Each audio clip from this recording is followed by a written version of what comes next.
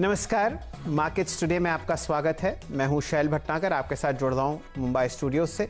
और मेरे साथ स्टूडियो में आज हैं सुमित जी और खासकर यतिन जी। आप दोनों का स्वागत है। बाजार में सुमित जी बहुत ज़बरदस्त आप तेज़ी देख रहे हैं। लगातार 10 दिन हरा निशान आपको निफ्टी पर आता हुआ दिखेगा। 3 दिन की गिरावट के बाद आज बैंक निफ्टी भी आपको हरे निशान में बढ़ता हुआ दिख रहा है। लग रहा था आज रिकॉर्ड टूट जाएगा, लेकिन नहीं हुआ ऐसा। लास्ट मिनट पे बाइंग आई और फिर बाजार 10वें दिन तेजी के साथ बंद हुआ। तो एक अच्छी तेजी मार्केट्स के अंदर लगातार कंटिन्यू है और आज की तेजी पूरी तरह से रही बैंक्स और एनबीएफसी के नाम। जोरदार तेजी लोअर लेवल में वहां पर आते हुए दिखाई पड़ी और दिन के ऊपरी स्तरों के आसपास बैंक निफ्टी बंद होता हुआ दिखाई पड़ा। आईटी आज बैकफुट पे था, लेकिन फिर भी मार्केट्स ने एक अच्छी तेजी दिखाई। रियल एस्टेट शेयरों में तेजी और बैंकिंग शेयरों में जोरदार तेजी आज के सत्र में देखने को मिली। वैसे सुमित जी, अगर आप आईटी स्टॉक्स की बात करें तो नजरअंदाज कर सकते हैं आज का हल्का सा लाल निशान, क्योंकि पिछले 12 दिनों से 12 सेशन से आपको लगातार आईटी इंडेक्स रिकॉर्ड हाई लगाता हुआ दिख रहा है। लेकिन ये और बहुत कुछ हम डिस्कस करेंगे हेडलाइंस के बाद। मॉरेटोरियम पर सुप्रीम कोर्ट का सरकार को निर्देश। ब्याज पर ब्याज माफी पर 2 नवंबर तक सर्कुलर लाए सरकार। कर्ज को एनपीए घोषित करने पर लगी रोक हटाने से किया इनकार। मॉरेटोरियम पर सुनवाई के बीच बाजार निचले स्तरों से शानदार रिकवरी लेकर हुआ बंद। बैंकिंग शेयर्स ने संभाली पारी। निफ्टी बैंक निचले स्तरों से 700 अंक रिकवर होकर हुआ बंद। निफ्टी में भी 11,950 के पार टिका, लेकिन आईटी इंडेक्स की रिकॉर्ड पारी पर लगा हल्का सा विराम।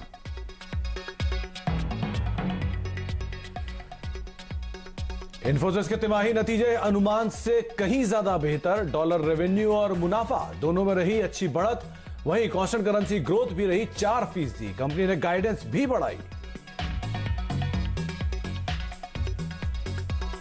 मेरे को लगता है कि स्थिति उतनी खराब नहीं है जितनी कि शायद एक फियर है लोगों के मन में। अच्छी खबरों का सिलसिला जारी है। सीएनबीसी आवाज के साथ एक्सक्लूसिव बातचीत में एसबीआई के चेयरमैन श्री दिनेश कुमार खारा साहब ने कहा कि एनपीएस नहीं होंगे बेकाबू। पद संभालने के बाद अपने पहले टीवी इंटरव्यू में बोले रिटेल और कॉर्पोरेट लोन्स में ग्रोथ दिखना हुई शुरू। कच्चे तेल की कीमतें गिरने पर सरकार बढ़ाएगी भंडारण। क्रूड ऑयल स्टोरेज की मौजूदा व्यवस्था में बदलाव का फैसला। वहीं एनएमडीसी के नागरनार स्टील प्लांट में डीमर्जर को भी कैबिनेट ने दी हरी झंडी। सीएनबीसी की खबर पर लगी मोहर। नतीजों का सिलसिला जारी है। कल माइंडट्री और साइंट के सितंबर तिमाही के नतीजों पर होगा फोकस। माइंडट्री का मुनाफा 10% से ज्यादा बढ़ने की उम्मीद, गाइडेंस बेहतर रहने का अनुमान। वहीं साइंट के डॉलर रेवेन्यू में 2% बढ़त होने की संभव। आइए बाजार पर जरा और बारीकी से नजर डालते हैं। आपके सामने आज निफ्टी और बैंक निफ्टी ऑलमोस्ट दिन के उच्चतम लेवल पर बंद होते हुए दिखे हैं। दिन के दौरान काफी आपने बिकवाली आते हुए देखी, लेकिन जैसे ही सुप्रीम कोर्ट में आपने ब्याज पर ब्याज की हेयरिंग की सुनवाई शुरू करी, बाजार हरे निशान की तरफ भागा। 36 अंक ऊपर 11,971 के आसपास आपको निफ्टी बंद होता हुआ दिख रहा है। बैंक निफ्टी में लगभग 380 अंक की तेजी आई, 23,874। चौतरफा तेजी के आसपास आपने देखा कि एडवांस डिक्लाइन रेशियोज और ट्रेडिंग रेंजेस बहुत अच्छी तरीके से बढ़ती हुई दिखी। ये सेंसेक्स आपके सामने लगातार 10वें दिन हरे निशान में बंद होता हुआ आपको दिखेगा। ये एडवांस डिक्लाइन रेशियोज हैं। ब्रॉडर मार्केट्स में आपने इतनी जबरदस्त तेजी नहीं देखी, लेकिन फिर भी बाजार बुल्स के कब्जे में था। ट्रेडिंग रेंज दिन के उच्चतम लेवल और न्यूनतम लेवल में निफ्टी में लगभग 165 पॉइंट का दायरा था और बैंक निफ्टी बहुत ही वॉलेटाइल रहा। लगभग 23,150 का आपने लो लगता हुआ देखा और इंडेक्स आपको लगभग 380 अंक ऊपर बंद होता हुआ दिखा। तो कुल मिला के 814 अंक का दायरा आज दिन के हाई और लो ने निफ्टी में पार किया। एडवांस डिक्लाइन रेशियोज पर नजर डालिए। निफ्टी में 1:1 का रेशियो आपके सामने आता हुआ दिखेगा। 50 में से 26 शेयर हरे निशान में बंद हुए। शानदार तेजी बैंक निफ्टी में थी, तो 5:1 का एडवांस डिक्लाइन रेशियो, यानी कि 12 में से 10 शेयर आपको हरे निशान में बंद होते हुए दिखे। सेंसेक्स के 30 में से सिर्फ 13 पर लाल निशान था। और अगर आप ब्रॉडर मार्केट्स देखें तो बीएससी और एनएससी पर फिर भी आप बैक फुट पे देखा आपने बुल्स को, एडवांस डिक्लाइन रेशियोज फेवर में थे लाल निशान के। पॉजिटिव कंट्रीब्यूशन आपने कहां से आते हुए देखा आज बाजार में? वो दिखा सिर्फ और सिर्फ बैंकिंग सेक्टर में। आईसीआईसीआई बैंक ने 17 पॉइंट का कंट्रीब्यूशन दिया निफ्टी में। एचडीएफसी और एचडीएफसी बैंक की तरफ से 14 और 12 और एलएनटी की वजह से 6 अंक का कंट्रीब्यूशन पॉजिटिव तरफ निफ्टी में आता हुआ दिखा। नेगेटिव कंट्रीब्यूशन नतीजों से पहले इन्फोसिस ने दिया 18 अंक, विप्रो में लगभग 5% का कट, आईटीसी और एनटीपीसी की वजह से भी लाल निशान था। सुमित जी, आप क्या देख रहे थे? इनफैक्ट आज अगर आप ब्रॉडर बेस देखेंगे तो मार्केट्स में कुछ सेल ऑफ था, इसीलिए मिड कैप स्मॉल कैप का जो एक आंकड़ा था वो आपको नेगेटिव साइड पे ही ज्यादा दिखाई पड़ेगा। एफएनडो के आंकड़े आपकी स्क्रीन पर हैं, करीब 68 शेयर तेजी में, 67 शेयरों में बिकवाली, और ब्रॉडर बेस करीब 1006 शेयरों में दबाव एनएससी के, और बीएससी के 1460 ऐसे शेयर थे जहां पर दबाव रहा, और 1225 शेयरों में आज के सत्र में खरीदारी देखने को मिली। चलिए, अब आज का पैनल हमारे साथ पूरा मौजूद है। मानस मौजूद है जो कि लगातार आपको निफ्टी में तेजी की राय दे रहे हैं और निफ्टी में तेजी देखने को भी मिल रही है।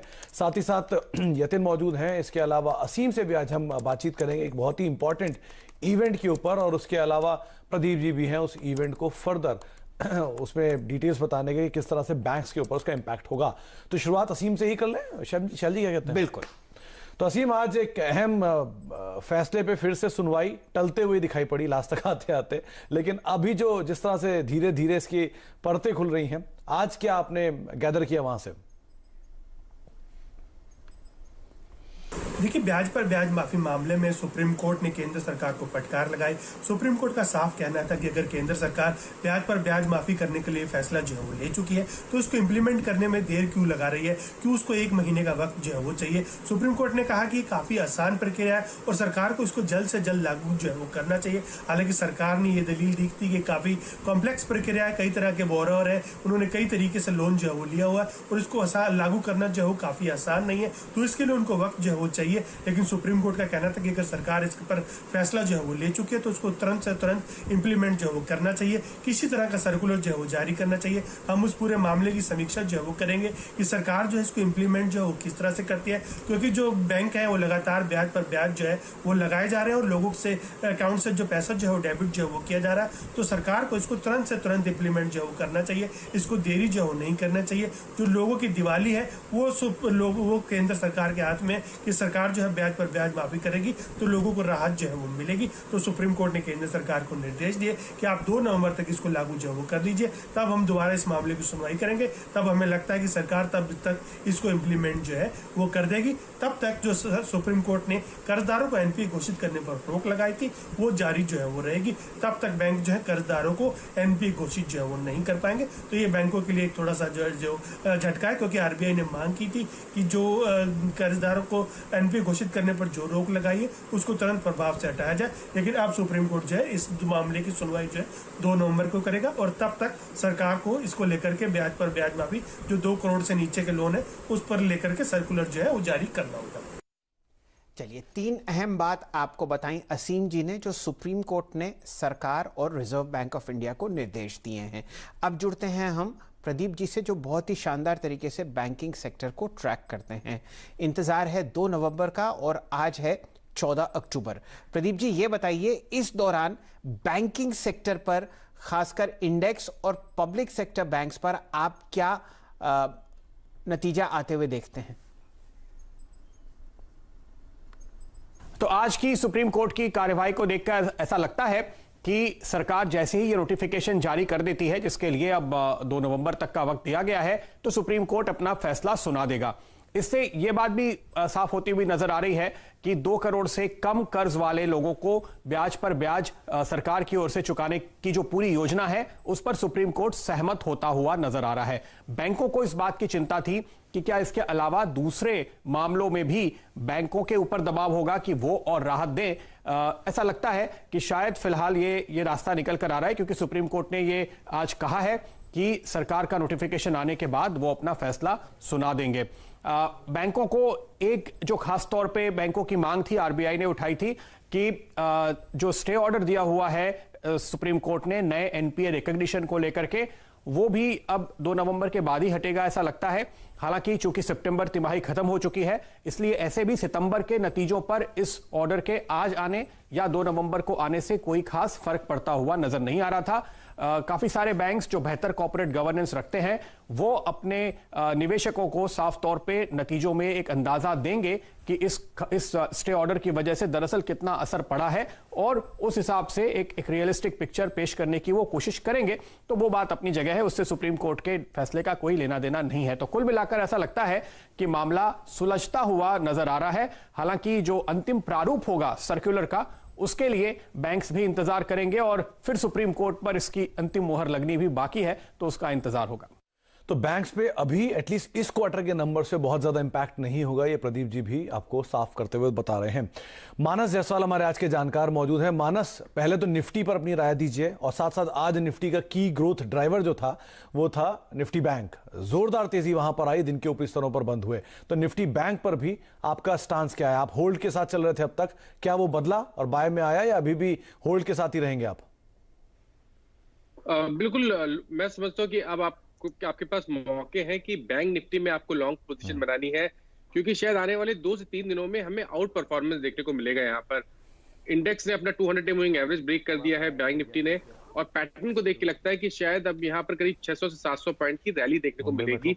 तो बैंक निफ्टी में खरीदारी की राय रहेगी। 24,600 के टारगेट रहेंगे, 23,400 के स्टॉप लॉस रहेंगे। और निफ्टी में देखिए सुमित जी, मेरा समझना है कि जो कंसोलिडेशन का एक माहौल चल रहा था पिछले करीब 3-4 दिन से, वो अब कंप्लीट हो गया है, और शायद कल ही हमें 12,000 के ऊपर के लेवल्स देखने को मिलेंगे। तो यहाँ पर भी खरीदारी की राय रहेगी। 11,850 ये आपके स्टॉप लॉस के स्तर है, और मैं स्टॉप टारगेट को थोड़ा सा बढ़ाऊंगा, अब 12,150 ये आपके निफ्टी के टारगेट्स होंगे, और जो मैं उम्मीद करता हूँ आने वाले 2 से 3 दिनों में निफ्टी टेस्ट कर सकता है। 150 के टारगेट्स निफ्टी अचीव कर सकता है। 11,850 के स्टॉप लॉस रखे। और निफ्टी बैंक को लेकर भी मानस का ये मानना है कि अगली जो तेजी की अब 2-3 दिन होने वाले हैं वो निफ्टी बैंक के नाम ही रहेंगे। 24,600 के टारगेट्स के लिए आप निफ्टी बैंक पर नजर रखें। 23,400 के स्टॉप लॉस यहां पर मेंटेन कर सकते हैं। मानस, आपकी 2 कॉल्स बताइए कि आज कल जैसे आपने आईटी को फ्लेवर में चुना था, आज बैंक्स को चुना आपने? बिल्कुल, आज बैंक्स को चुना है, और एनबीएफसी और बैंक्स ये दोनों ही थीम रहेंगे कल के लिए। तो पहले तो बजाज फिनसर्व है, क्योंकि बजाज फिनसर्व का कंसोलिडेशन कंप्लीट हो गया है, और एग्जैक्टली 100 डे मूविंग एवरेज के आसपास स्टॉक ने क्लोजिंग दी है। बेहतर वॉल्यूम देखने को मिले हैं, तो मैं तो समझता हूँ कि ये एक ब्रेकआउट मूव है। तो खरीदारी करें, 5674 के स्टॉप लॉस रखें, और 6350 ये टारगेट रहेंगे। और दूसरा बैंकिंग क्षेत्र से रहेगा, और वो दिग्गज आईसीआईसीआई बैंक है, क्योंकि मेरा समझना है कि आईसीआईसीआई बैंक में करेक्शन कंप्लीट हो गया है। स्टॉक अभी भी 200 दिनों के मूविंग एवरेज के ऊपर ट्रेड कर रहा है। तो जिस तरह की खरीदारी आज देखने को मिली है, मैं तो उम्मीद करता हूं कि कल ही आपको शायद 425 या 426 तक के लेवल्स देखने को मिलेंगे। तो खरीदारी करें, 394 के स्टॉप लॉस रखें। ये राय आपको आती हुई दिख रही है आईसीआईसीआई बैंक और बजाज फिनसर्व पर। एक और अहम डेवलपमेंट आपको होता हुआ दिखा है बाजार बंद होने के बाद, जो नतीजे आते हुए दिखे हैं इन्फोसिस के ब्रॉडर लेवल्स पर। अगर आप देखें तो सेकंड क्वार्टर जो अर्निंग्स हैं, प्रॉफिट आफ्टर टैक्स है, मार्जिन एक्सपेंशन है, और खासकर गाइडेंस जो है वो उम्मीद से ज्यादा है। क्या क्या अहम आंकड़े हैं वो आपको बताएंगे यतिन जी। तो शैलेंद्र जी, सबसे पहले शुरू करते हैं किस हिसाब से कंपनी के मुनाफे बढ़े। अनुमान जो हमारा था वो लगभग 4500 करोड़ तक के मुनाफे का था, और कंपनी ने लगभग 4,845 यानी कि 14.5% ग्रोथ अपनी कंसोलिडेटेड प्रॉफिट्स में दिखाई तिमाही दर तिमाही। और अगर आप आय की बात करें तो वहाँ भी बहुत बेहतरीन तरीके से जो एस्टिमेट था उससे भी काफ़ी बेटर परफॉर्मेंस हमको इन्फोसिस में आता हुआ दिखा। 12 रुपये डिविडेंड भी कंपनी ने अनाउंस किया, और सबसे अहम बात गाइडेंस, जिसके वजह से स्ट्रीट पूरी उत्साहित है। जो एबिट मार्जिन कंपनी के होते हैं उसका गाइडेंस जो है लगभग 23 से 24% का अगले 1 साल के लिए किया गया, जो मार्केट के अनुमान के हिसाब से लगभग 21 से 23% था। तो मार्जिन के फ्रंट पे कंपनी कॉन्फिडेंट है कि बहुत बेहतरीन प्रदर्शन आने वाले क्वार्टर्स में हमको देखने को मिलेगा। और अगर आप ऑपरेटिंग मार्जिन्स की भी बात करें तो वहां भी हमने कंपनी के गाइडेंस में बढ़ोतरी होते हुए देखी है। कुल मिला के अगर आप कंपनी की बात करें तो अनुमान से आय में लगभग 4% ज़्यादा आंकड़े देखने को मिले। अगर आप मुनाफे की बात करें तो वहाँ भी लगभग 15% एस्टिमेट से ज़्यादा कंपनी ने पोस्ट किया। और जैसे कि सुमित शुरुआत में बता रहे थे कि कांस्टेंट करेंसी और डॉलर रेवेन्यू ग्रोथ जो आया वो भी काफ़ी उत्साहजनक था। स्ट्रीट का एक्सपेक्टेशन सीसी रेवेन्यू का लगभग 3% ग्रोथ का था और कंपनी ने 4% की ग्रोथ यहाँ भी दिखाई। तो ऑल फ्रंट्स पे, चाहे वो गाइडेंस हो, चाहे वो डिविडेंड हो और चाहे वो क्वार्टर का परफॉर्मेंस हो, सभी पैरामीटर्स पे इन्फोसिस के रिजल्ट्स इस टाइम खरे उतरे हैं। चलिए, तो ये तो आपने फंडामेंटल परफॉर्मेंस देखी इन्फोसिस की अपनी दूसरी तिमाही के लिए। अब जुड़ते हैं मानस जायसवाल साहब से। मानस जी, आज हमने बिकवाली देखी विप्रो में, क्योंकि कल बाजार बंद होने के बाद उसके नतीजे आए थे और वहां पर भी बहुत जबरदस्त आउट परफॉर्मेंस थी। थर्सडे के ट्रेड के लिए इन्फोसिस पर आपकी क्या राय है? अक्टूबर की एक्सपायरी में 17% की तेजी हमने इन्फोसिस में आती हुई दिखी है, क्या राय आपकी? देखिए, टेक्निकल चार्ट्स पे, डेली चार्ट्स पे डार्क क्लाउड कवर पैटर्न बना है और एक बड़ी रैली के बाद बना है, तो इसका मतलब यह है कि शायद हमें थोड़ा सा करेक्शन देखने को मिलेगा। तो मैं नहीं समझता कि आपको कल मॉर्निंग में खरीदारी करनी है, इंतजार करिए, थोड़ा करेक्शन जरूर देखने को मिलेगा। 1120 1110 की रेंज में इन्फी आ सकता है, लेकिन वहां पर जरूर खरीदारी करिए क्योंकि जो लॉन्ग टर्म ट्रेंड है वो काफी पॉजिटिव है। तो गिरावट पे खरीदारी करने की सलाह रहेगी। 1120 के आसपास आपको स्टॉप लॉस 1080 के लगाने हैं और टारगेट 1200 के टेस्ट के रखने हैं, जो मैं उम्मीद करता हूं कि आने वाले 1 से 2 हफ्ते में इन्फी टेस्ट कर सकता है। Okay. मानस, क्योंकि अब सेंटीमेंट बदलेगा इन्फोसिस के नंबर्स के बाद और दोबारा आईटी स्पेस में जो मोमेंटम बना था 12 सेशन का, वो शायद दोबारा कैप्चर हो, तो उस केस में जो ट्रेडिशनल प्लेयर अब तक चल रहे थे, जैसे कि कोफोर्ज हुआ या जैसे कि एल&टी टेक हुआ, जो कि इंट्रिंसिक स्ट्रांग है, इनमें क्या किया जाए इन दोनों तरह के स्टॉक्स में? देखिए, मेरा तो समझना है कि जो मार्केट का जो आईटी स्टॉक्स का अंडरटोन है वो तो बिल्कुल बुलिश है। हालांकि क्योंकि एक बहुत बड़ी रैली देखने को मिली है सुमित जी, तो करेक्शन तो स्वाभाविक है, करेक्शन तो आएगा ही आएगा। लेकिन आपको, अगर आप medium term to long term investor हैं, तो आपको घबराने की जरूरत नहीं है, कभी भी डिप आए। और ऐसे स्टॉक्स में स्पेशली आप कोफोर्स की बात कर रहे हैं जहां पर पैटर्न बहुत पॉजिटिव है और 3200 तक के टारगेट्स पॉसिबल है आने वाले समय में। तो जब गिरावट देखने को मिले 2500 के आसपास, तब आप फिर से खरीदारी करिए, 3200 के टारगेट सेट करके चलिए और 2300 रुपए का स्टॉप लॉस रखिए। जी, तो 2300 रुपए का एक स्टॉप लॉस मेंटेन करिए और 3200 रुपए तक की चाल कोफोर्ज में मीडियम टर्म में आपको देखने को मिल सकती है। आज थोड़ी सी प्रॉफिट टेकिंग रही, लेकिन आप मध्यम से लंबी अवधि में कोफोर्ज और एल&टी टेक के अंदर बने रह सकते हैं। शायद मोमेंटम जो है वो और बढ़ता हुआ दिखाई पड़े। कुछ और स्टॉक्स की बात करते हैं। दो हैवी वेट्स एचडीएफसी और एचडीएफसी बैंक आज एक तरफा बाजार को सपोर्ट कर रहे थे। यहां क्या दिख रहा है मानस आपको, तेजी कहां तक रहेगी इसकी? देखिए, एचडीएफसी लिमिटेड की जहां तक बात है, ये एक फ्लैग पैटर्न बना रहा है और अपने 200 दिनों के मूविंग एवरेज के जस्ट ऊपर बना रहा है। तो मैं तो समझता हूं कि अब आपको खरीदारी करनी है, क्योंकि आज का पैटर्न काफी पॉजिटिव है।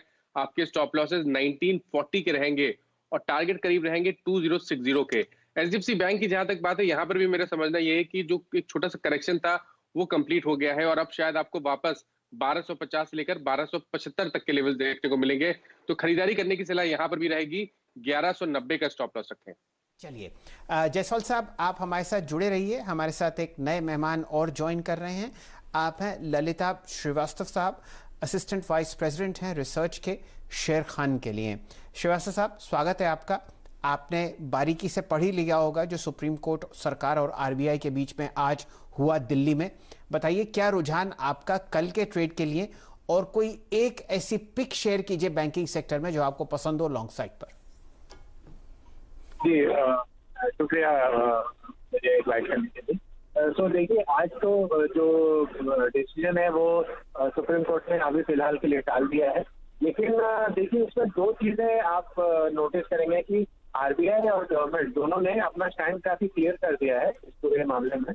आरबीआई ने मॉरेटोरियम एक्सटेंशन के अगेंस्ट अपना व्यू दिया है और गवर्नमेंट ने भी सुप्रीम कोर्ट को ये जानकारी दी है कि जो उनको रिलीफ देनी थी जिस स्पेसिफिक सेक्टर के लिए, वो उन्होंने ऑलरेडी दिया है एंड ये उनका एक डिसीजन है। दिस इज व्हाट उन्होंने ये शेयर किया है सुप्रीम कोर्ट के साथ। तो अभी तो ये मुझे लगता है कि ये जो एक ओवरहैंग जैसा था बैंकिंग सेक्टर के ऊपर, भले उसका नतीजा अभी तक तो नहीं आया है, लेकिन ये जो ओवरहैंग है ये काफी हद तक आप इसको कम हुआ मान सकते हैं। तो गोइंग फॉरवर्ड मुझे लगता है कि जो Q2 के रिजल्ट्स हैं वो अच्छे आने चाहिए बैंक के। और सुप्रीम कोर्ट ने ऑलरेडी जो इंस्ट्रक्शन दिए हैं बैंक्स को, उसकी वजह से आपको इस क्वार्टर में स्लिपेजेस कम देखने को मिलेंगे। और उसके साथ साथ आपने जो पूछा कि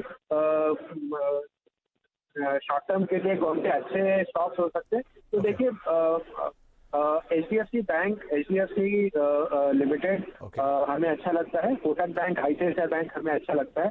इंश्योरेंस स्पेस काफी पॉजिटिव है हम, और HDFC लाइफ, ICICI लोम्बार्ड और ICICI प्रूडेंशियल हमें अच्छा लगता है जी। सो ये सब कुछ स्टॉक्स है जो आप देख सकते हैं। चलिए, बहुत बहुत शुक्रिया ललिता हमारे साथ मौजूद रहने के लिए। तो HDFC डुओ पे आप नजर रखें, HDFC लाइफ इंश्योरेंस स्पेस से ICICI प्रूडेंशियल और ICICI लोम्बार्ड जैसे स्टॉक्स को इंश्योरेंस स्पेस पे आप नजर रख सकते हैं। डे हाई पर बंद हुए, मानव से भी इससे एक टेक्निकल चेक लेंगे। अभी एक ब्रेक का वक्त हो गया, लेकिन ब्रेक पे जाने से पहले जिन शेयरों पर या फिर जो बाजार में बातचीत हुई है, आपको वो एक बार फिर बताते हैं। निफ्टी और निफ्टी बैंक को लेकर मानस का स्टांस पॉजिटिव है, उन्हें लगता है 12150 के टारगेट्स निफ्टी में देखने को मिल सकते हैं। निफ्टी बैंक 24600 के टारगेट दिखा सकता है। मानस की खुद की कॉल्स जो है वो बैंकिंग और NBFC स्पेस से हैं और दोनों ही तेजी के लिए हैं। आप खरीदारी कर सकते हैं ICICI बैंक में 425 के टारगेट्स के लिए 394 का स्टॉप लॉस मेंटेन करें। बजाज फिनसर्व 6350 के टारगेट्स के लिए खरीदारी करें, 5674 का स्टॉप लॉस मेंटेन कर सकते हैं। इन्फोसिस में ऊपरी स्तरों से थोड़ी सी मुनाफा वसूली हो सकती है, ऐसा मानस का मानना है। और साथ ही साथ आप HDFC बैंक को देख सकते हैं 1275 रुपए के टारगेट्स के लिए 1190 का स्टॉप लॉस मेंटेन करें। मिड कैप IT में कोफोर्ज मीडियम टर्म में करीब 3200 तक की चाल ये भी दिखा सकता है। एक ब्रेक का वक्त है, ब्रेक के बाद लौटते हैं और बातचीत करते हैं। यतिन से भी हमारे साथ मौजूद हैं, डीलर्स रूम में किस तरह की बज़ है इस पर भी चर्चा करते हैं छोटे से ब्रेक के बाद।